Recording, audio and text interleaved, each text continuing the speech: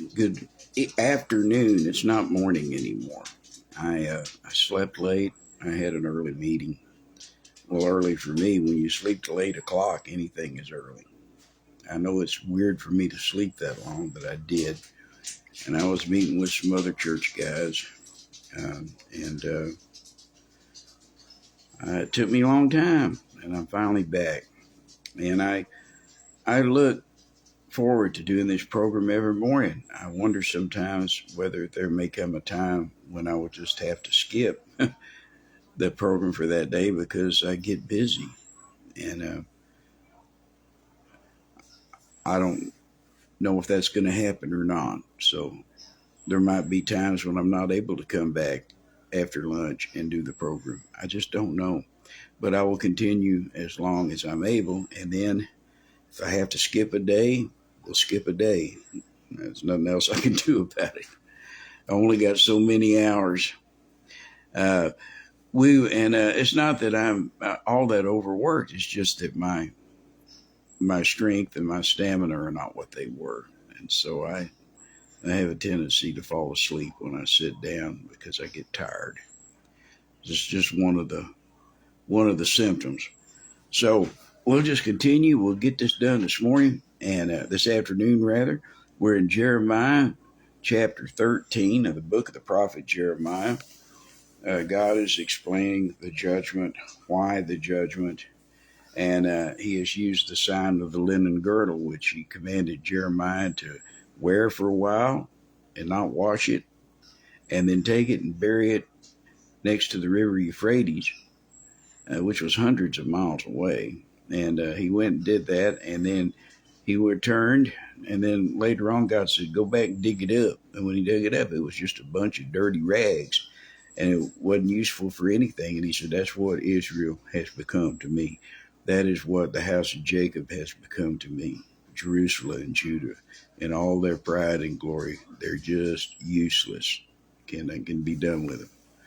That's what has happened to the United States. We've become just about useless, at least in the eyes of God, because we worship the gods of this world now as a country.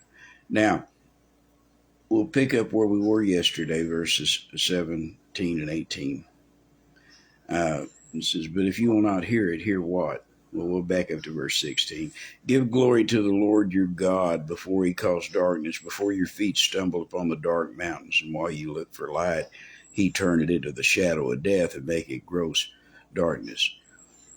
But if you will not hear it, verse 17, my soul shall weep in secret places for your pride.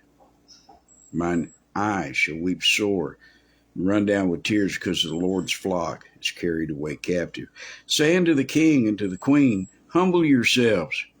This is God telling Jeremiah what to do.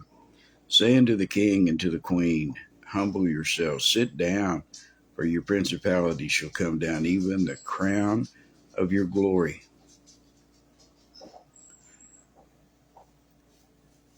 The crown of our glory was laid down a long time ago. The crown of our glory hit the floor on November 22nd, 1963. Good morning, Kathy. God bless you. I'm sorry to hear about your husband. My wife and I prayed for you. I don't guess I've seen you since we were in school, but I remember you well. God bless you.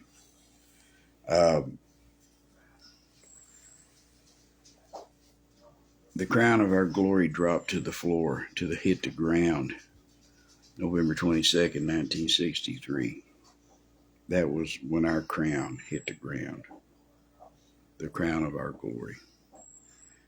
And since that day, we've been in judgment, and we won't see that glory again. Verse 19, the cities of the south shall be shut up, and none shall open them. Judah shall be carried away captive, all of it, and it shall be wholly carried away captive.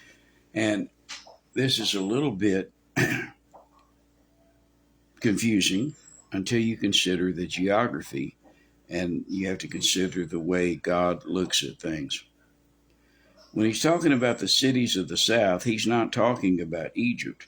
Because later on, we will find in the latter chapters of Jeremiah that many of the rich and powerful people escaped the captivity and they migrated down into Egypt and hid down there. What they didn't know what was going to happen is that Nebuchadnezzar was going to finish his campaign in Israel, and then he was going to go straight down into Egypt and destroy Pharaoh and his empire. And then Nebuchadnezzar would indeed be the King of Kings, and he would rule the world as the Assyrian Empire and the Egyptian Empire before it once did. Um, when God says the cities of the south shall be shut up, he's not talking about Egypt, because Egypt would be directly south of Israel. He's talking about the cities of Judah. In context, the cities of the south, verse 19, shall be shut up, and none shall open them. Judah shall be carried away captive, all of it, and it shall be wholly carried away captive. The cities of the south that he's talking about are Judah. Well, why would he call them the cities of the south? Jerusalem is in the northern part of the country, close to of course, to the Jordan River. The reason he's calling them the cities of the south is because he saw Israel the way he sees it in his eye, which would cover all that area. The area that Samaria used to cover, the northern kingdom of Israel. Remember, Israel was one united kingdom among all the tribes under David and then under Solomon. But then there was a civil war between Solomon's son Rehoboam and one of Solomon's generals, also of the royal family, named Jeroboam. Good morning, Val. Well, it's good to see you this morning. I just want to tell you that Velda and I had fairly good reports at the doctor's yesterday, and we're both maintaining for another 3 months for that kind of checkup, but we both have several more scans and tests to do this month in December. So nothing new and tragic on that front. He sees the whole thing as Israel, as the United Kingdom. There was a civil war between Solomon's son Rehoboam and the general Jeroboam. And Jeroboam took from north of the Jordan River, well, quite a ways north of the Jordan River, all the way up to what is now modern day Turkey, southern Turkey. And they took control of that area. Of course, you had Lebanon and Tyre and Sidon on the west, on the coast. Then you had Syria on the right, Damascus, which was usually in league with Israel against Judah because they fought the civil war. So when God looks at this cities of the south, he's just saying the southern kingdom of Judah, as opposed to the northern kingdom of Israel, which they were known separately after the civil war of Rehoboam and Jeroboam, which occurred, around 900 BC, something like that, 950 BC. And so he's looking at all of Judah and all of Israel as one entity, even though about 100 years before Jeremiah's preaching here, the Assyrian Empire came down and conquered the northern kingdom of Israel, but withdrew before it destroyed and captured Judah. Now, the Babylonians, Nebuchadnezzar's daddy and grandfather, had conquered the Assyrian Empire and subsumed it into the great Babylonian Empire, which was ruling the world. And the reason Judah is having so much trouble now is because they have a puppet king supported and by King Nebuchadnezzar of Babylon as a buffer between him and Egypt, because Egypt is the remaining world power left that is fighting against Nebuchadnezzar. And so Nebuchadnezzar, in order to carry his war to Egypt, he has to either control Judah and Jerusalem, or he has to conquer. Up until now, he's been controlling it through puppet kings. The last good king, Josiah, died about 8 years before Jeremiah's preaching in this chapter 13. So that is the setup. So these cities of the south are not cities of the desert or cities of Egypt. They're the cities of Judah, because Judah was the southern kingdom of the when the kingdom split up. The United Kingdom split up under Rehoboam and Jeroboam's reigns. The cities of the south shall be shut up, none shall open them. Judah shall be carried away captive, all of it shall be wholly carried away captive. This has been prophesied since Isaiah, and they've been saying for over 100 years that Judah was going to be carried away captive, and that God was going to wipe Jerusalem like a plate until it would be hard to buy or sell there, because there wouldn't be nothing left but a bunch of goats. Mares eat oats and does eat oats and little lambs eat ivy. I don't know why I thought of that, but I did. Verse 20, lift up your eyes and behold them that come from the north. This is Jeremiah. Now, God talking through Jeremiah to Jerusalem. Lift up your eyes and behold them that come from the north. Where is the flock that was given thee, thy beautiful flock? The people of Judah are looking and they're seeing Nebuchadnezzar's army advance on them from the north. As I've established in the last several chapters, we saw the landing of barges with Nebuchadnezzar's soldiers on them on the Mediterranean shore in the province of Dan, which is to the west of Jerusalem. That army is coming this way. Now they're not conquering Judah yet, because they still have a vassal king. They still have a puppet king there, but they're moving their armies in there. Just like Turkey and Russia and Iran have armies in Syria and Lebanon. You know, Lebanon is not its own country. Syria is not its own country. They are controlled by Iran, Russia, and Turkey. They, forget about what the United Nations says. You belong to whoever controls you. And Iran, and primarily Iran and Russia and Turkey, controlled Syria and Lebanon, and for that matter, Western Iraq, where we have soldiers, of course. We have military personnel.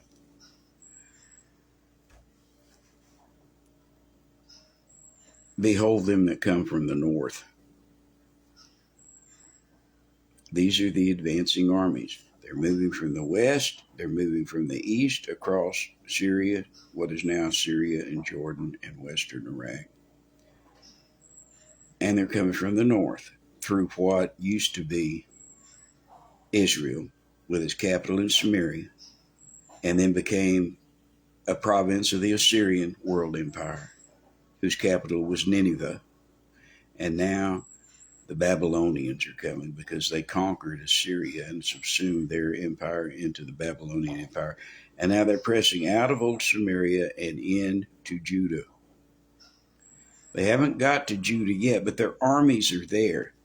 And if the puppet kings in Judah don't do what Nebuchadnezzar wants them to do, well, he just throw them off the throne, put somebody else up there. But he's either going to control or conquer Judah. He has to fulfill his military objectives, which is to destroy anybody opposing him. And he says, where is the flock that was given unto thee, thy beautiful flock? Who is the flock that was given to the people, to the ruling class? Jeremiah lists them several times. This is who the ruling class was. It was the prophets, the priests, the princes, the people, what he was talking about, the rich people, the merchants class, the people who made all the money and spent all the money and made all the decisions, and the king and his court.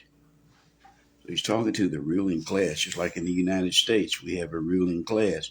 It doesn't matter who you vote for, it just keeps getting worse. Where is the flock that was given to thee, thy beautiful flock? See, these pastors, not in the sense that they were pastors of a church, but that they were shepherds of a people, like a king, the king and the princes. They were the shepherds of the people. The people were their flock, and it was their responsibility to protect to feed, to house, to take care of those people. And they didn't do it. And then he said, well, where's your flock? Well, the northern flock's already been taken into captivity over 100 years before. The only flock you have left is this flock here in Judah, and you're not taking care of them. You have a king named Jehoiakim who doesn't know me, says God. They don't carry out my laws. They don't observe my statutes and my judgments. And they beat my people to pieces. They grind their nose. They steal from them. They steal their wives. They steal their lands. The court of Jehoiakim, because he had to give so much money to Nebuchadnezzar to keep them from destroying Judah, is having to steal the money from his own people. That means kids are going to bed hungry. That means that families are poor. That means that men are being drafted into military service. That means that their work at home is going untended.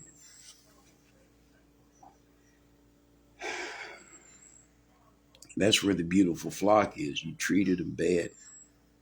You raped them. You pulverized them. You vandalized them. That's what the rulers of Judah were doing to their own people. That is what the shepherds were doing to their own flock. The reason I'm teaching Jeremiah is because the situation here in the United States is almost identical to the situation they faced then. We have the same problems. Verse 21, what wilt thou say when he shall punish thee? Jeremiah is talking to Judah. He says, what are you going to say to God when he comes to destroy the land and destroy the rulers and take them captive? What are you going to say for yourself? What are you going to say? What are you going to say to your children when you try to explain to them what it was like to live in a free country? What it was like to be able to say whatever you wanted to say? What it was like to be able to spend your money on whatever you wanted to spend it on? What are you going to tell them if you're still here? What are we going to tell them? God asked the same question of Judah. He said, what wilt thou say when he shall punish thee? For thou hast taught them to be captains and as chief over thee. These are the people that you raised up to be your leaders. Did you know in those days a king couldn't be the king if the army and the rich people didn't support him?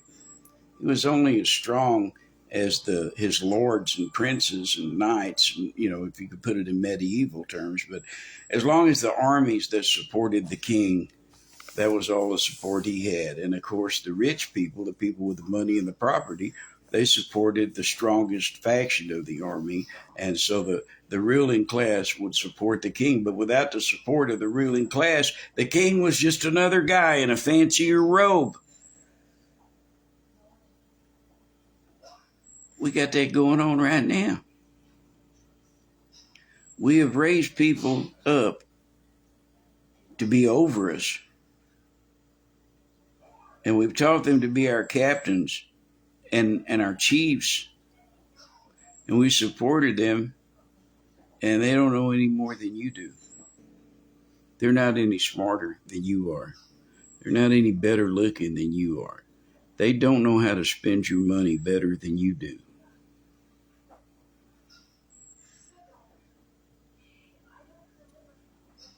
It's the same thing going on. The worst thing about it is our leaders weren't forced upon us. We vote for them. We get the government we deserve because we put it in power. Shall not sorrows take thee as a woman in travail?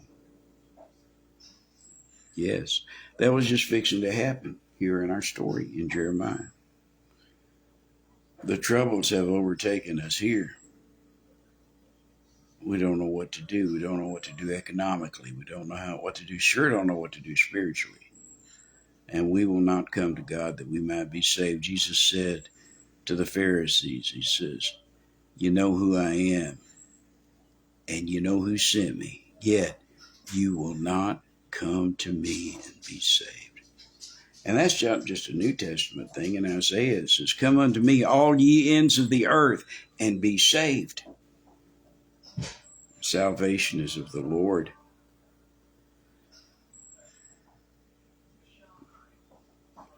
Jeremiah says, and if thou say in thine heart, wherefore come these things upon me? Why is this happening to me?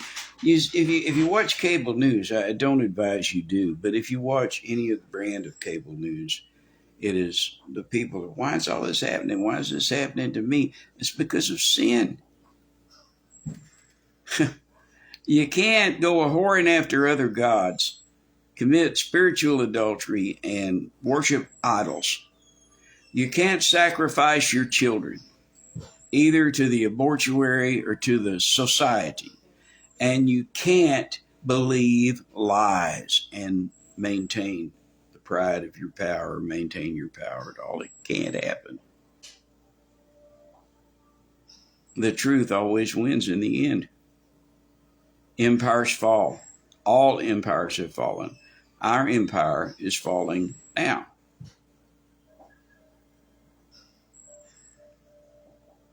We say, well, why are these things happening to us? That's why. Those are the reasons it was happening to Judah. Those are the reasons it's happening to us. For the greatness of thine iniquity are thy skirts discovered, and thine heels made bare. In other words, I just stripped you naked, and you got to see yourself in your own nakedness. You get to see how you really are, Judah. A nation of whoremongers and wife stealers and fornicators and drunks who hate God and who hate the God of your fathers and worship gods of stone and wood and precious metals and precious stones and icons and images and statues, and you worship all of them, and you bake cakes unto the Queen of Heaven.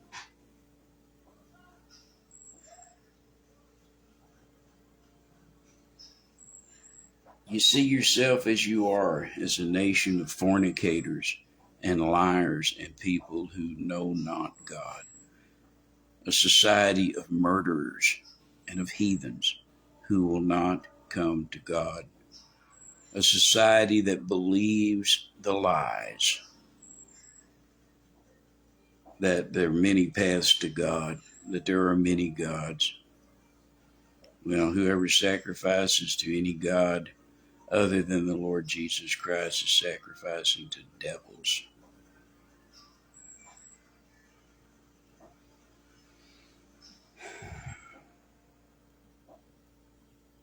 And if you belong to Christ, you can't have anything to do with devils.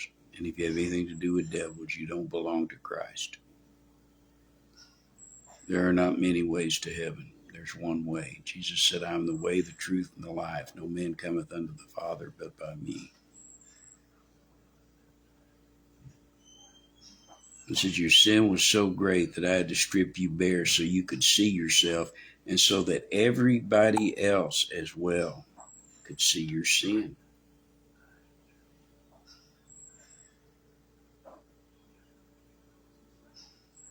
We are how we are. As a people, we're doomed. As a nation, we're doomed. As an empire, we're doomed. The remedial judgment, which God trying to force us to turn back to Him, began on November 22nd, 1963.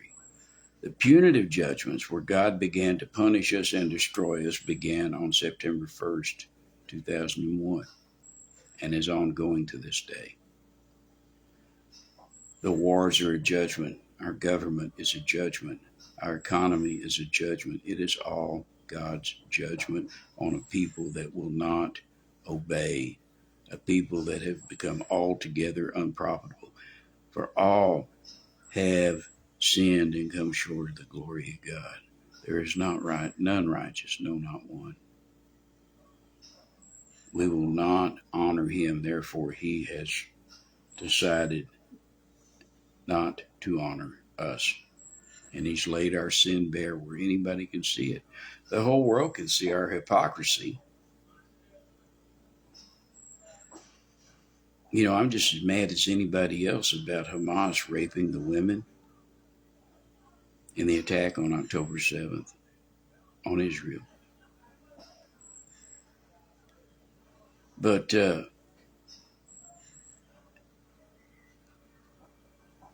why don't we punish sexual deviation and rape and assault more vigorously here in our own country? You see, the sin is laid bare. We don't do enough about it here. It's one thing to gripe about it happening somewhere else.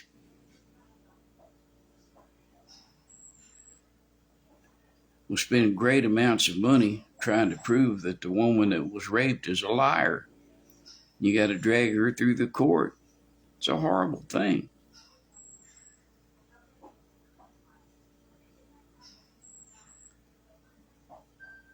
They try to blame the victim. You know, in the Bible, rape was one of the crimes that was punishable by death. I think it still should be, because it is a gross and terrible crime of violence against women.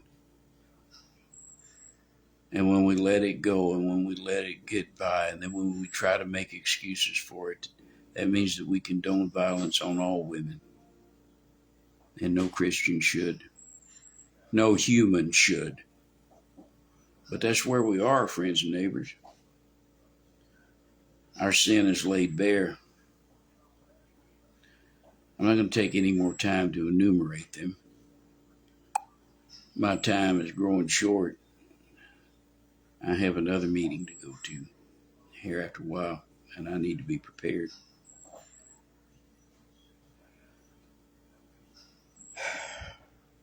Verse 23, can the Ethiopian change his skin, or the leopard his spots? It's pretty obvious. The Ethiopian is black. He can't change it to something else. Just like a white man can't change his skin to black.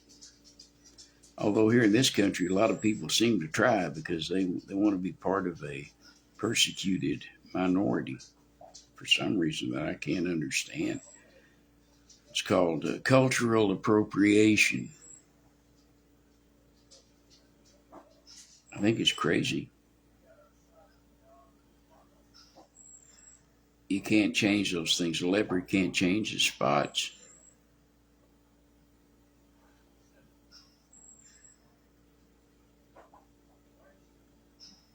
I don't know why he would want to, but he can't do anything about it.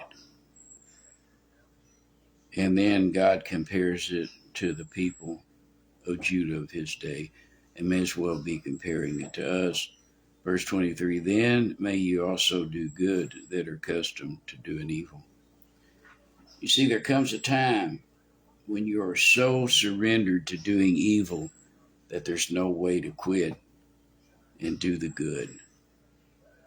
They keep pulling me back in, Pacino in Godfather 3, which is watchable only in the sense that you need to see it because so you can see what happens after the deaths of everybody else.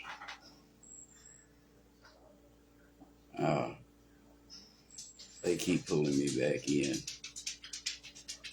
Your lifestyle of sin will keep pulling you back in until you surrender to Jesus Christ. There's no escape. If you're a sinner, you can't change yourself. Now, I tell you all the time, there are only two kinds of people in the world. There are lost sinners. There are saved sinners. There's nobody else. But you can't become a saved sinner by changing your spots or changing the color of your skin. Those are things you can't change. Your sin nature, my sin nature, is something that we cannot change on our own. Nobody goes to heaven by turning over a new leaf. Nobody goes to heaven with a self-improvement program. The only way that I'm going to heaven, the only way that you can go to heaven, that anybody can go to heaven and spend eternity with Jesus Christ, is to completely surrender.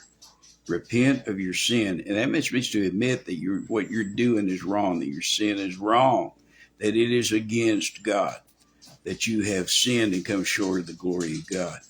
Then you commit your life to Him, that you're going to follow Him no matter what. And most of all, you must believe the gospel, because believing the gospel is what gives you the power of God unto salvation. Without believing the gospel, you can do the other things and it doesn't matter. It falls in the category of turning over a new leaf. You see, whether you go to heaven, where you spend eternity, depends on your ironclad, unshakable, immovable belief in a simple set of facts. That Jesus Christ, the only Son of the only God there ever was or ever will be, hung on a cross one afternoon for about 6 hours, and He bled to death to buy our way out of hell. He paid for your sin. He paid for my sin. He paid for the sins of the whole world. They took Him down dead. They buried Him in a hole in the ground. He didn't swoon. He didn't faint. He wasn't hypnotized. He wasn't in a trance. He wasn't in a coma. He was dead. On the third day, He walked out of the tomb under His own power. He said, I have the power to lay down my life, and the power to take it up again. This commandment have I received from my Father. That's exactly what He did. He was alive then. He's alive now. He's alive forevermore. He is coming back to judge the quick and the dead, and He's coming soon, and He's not pleased. The best part of the good news, and the good news is the gospel of Jesus Christ. The best news is that He's never turned anybody down. He didn't turn me down. He won't turn you down.